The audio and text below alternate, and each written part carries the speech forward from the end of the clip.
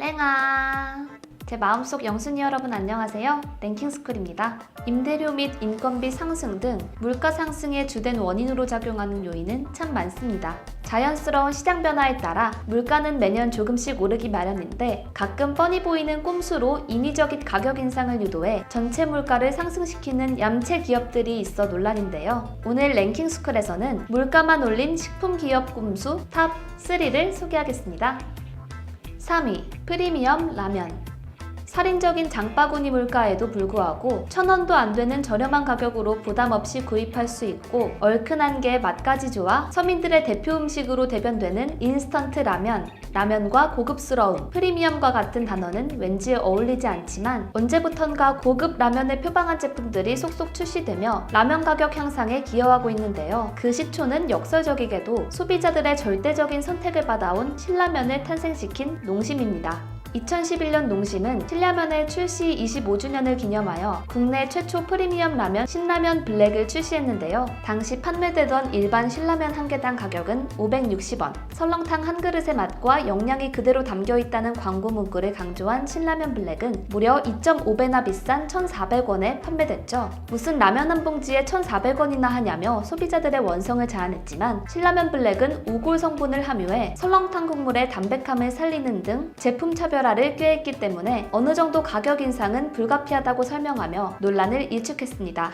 그래도 출시 초반 분위기는 그렇게 나쁘지 않았는데요. 프리미엄 라면이 궁금한 소비자들의 선택 덕분인지 신라면 블랙은 출시 한 달 만에 잠정 판매액 94억 원을 기록하며 초대박을 터뜨렸죠. 하지만 신라면 블랙을 직접 맛본 소비자들의 반응은 영 시원찮았습니다. 기존 신라면의 소고기 맛이 더 진하게 나는 것 외에는 별반 차이가 없는데 기존 가격보다 2.5배나 비싸게 받는 걸 이해하지 못하겠다는 반응도 이어졌죠. 실제로 신라면 블랙은 면에 감자 전분을 더한 것과 우골 조미분말과 쇠고기 수육, 선 표고버섯 정도만 추가됐을 뿐 기존 신라면과 크게 다르지 않았습니다. 심지어 스프에 들어간 쇠고기의 원산지도 한우가 아닌 호주산이었죠. 결국 고작 이런 정도의 원재료 추가로 소비자들로부터 2.5배나 비싼 돈을 받고 있는 농심을 향한 비난은 커졌고 급기야 농심은 공정거래위원회로부터 허위 및 과장 광고로 시정명령과 함께 1억 5천여만 원의 과징금을 부과받게 됐죠. 그럼에도 불구하고 원재료는 비슷하지만 기존 라면보다 몇 배는 비싼 가격에 판매할 수 있는 프리미엄 라면의 마진율을 향한 업체들의 관심은 치솟았고 결국 농심 짜왕, 오뚜기, 진짬뽕, 청정원 직화짬뽕,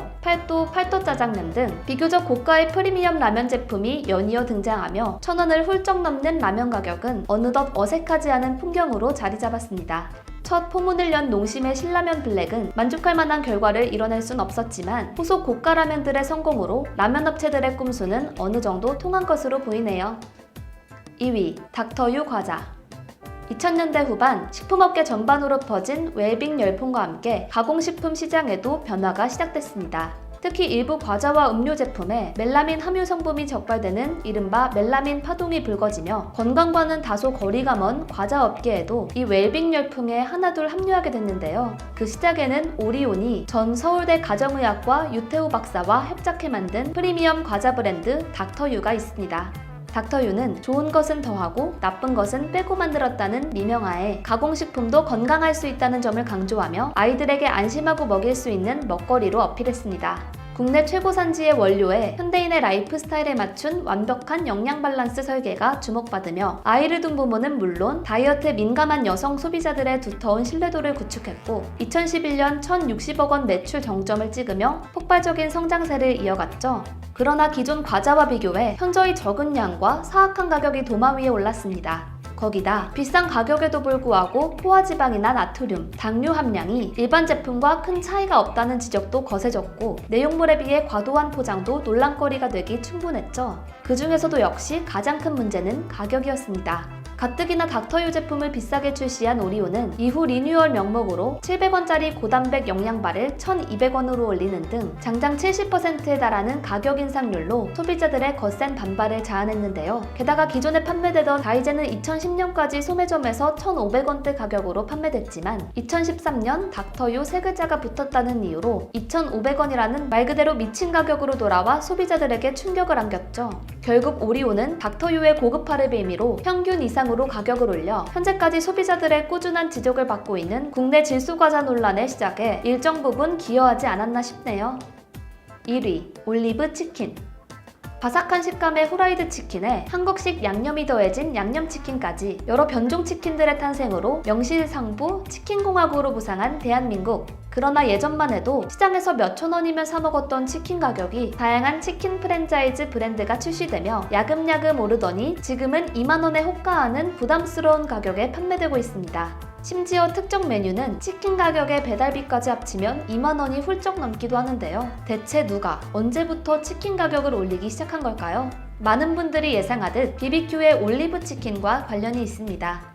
2005년 BBQ는 몸에 좋은 건강한 기름으로 알려진 엑스트라 버진 올리브유로 튀긴 황금 올리브 치킨을 전면에 내세우며 트랜스 지방을 걱정할 필요가 없는 건강한 치킨이라는 이미지를 형성. 국내 치킨 프랜차이즈 브랜드 1위에 올랐는데요. 올리브유가 비싸다는 사실을 소비자 대부분이 알고 있기에 타 치킨 프랜차이즈보다 비싸고 건강한 기름을 사용하니 그만큼 웃돈을 받아도 괜찮다는 인식이 생겨나게 됐죠. 그러나 수차례 올리브유를 명목으로 조금씩 가격 인상을 시도하더니 2017년에는 국내 AI 유행을 핑계로 전 메뉴값을 10% 가까이 인상하겠다고 발표. 2018년 말 급기야 18,000원으로 올리며 조금씩 소비자들의 반발을 사기 시작했습니다. 아니나 다를까 BBQ가 가격을 올리자마자 다른 치킨 프랜차이즈들도 기다렸다는 듯이 가격 인상에 합류하며 결과적으로 치킨업계의 가격 인상을 주도하는 역할을 자처했는데요. 거기다 BBQ가 사용하는 올리브유는 상온에서야 트랜스 지방 제로이지 이를 고온으로 가열해 치킨을 튀길 때 사용하면 트랜스 지방이 생겨난다는 한 시민단체의 주장과 더불어 황금올리브 치킨 조리 시 사용하는 올리브유의 순수성에 관한 논란까지 불거지며 역풍을 맞게 된 BBQ. 이에 BBQ 측은 과육을 뺀 올리브유를 사용하기 때문에 트랜스 지방은 전혀 생기지 않는다고 반박하는 한편 올리브유 순수성 논란에 관해서는 별다른 해명도 하지 않은 채 100% 엑스트라 버진 올리브 오일 치킨이라는 문구 대신 100% 엑스트라 버진 올리브 오일을 원료로 한 BBQ 올리브유라고 교묘하게 수정하며 민심을 조금씩 잃어가기 시작했습니다. BBQ는 가격 인상이라는 일종의 공식을 만들어내며 치킨을 대표적인 서민 음식에서 고급 음식으로 변화시킨 주범으로 회자되고 있습니다.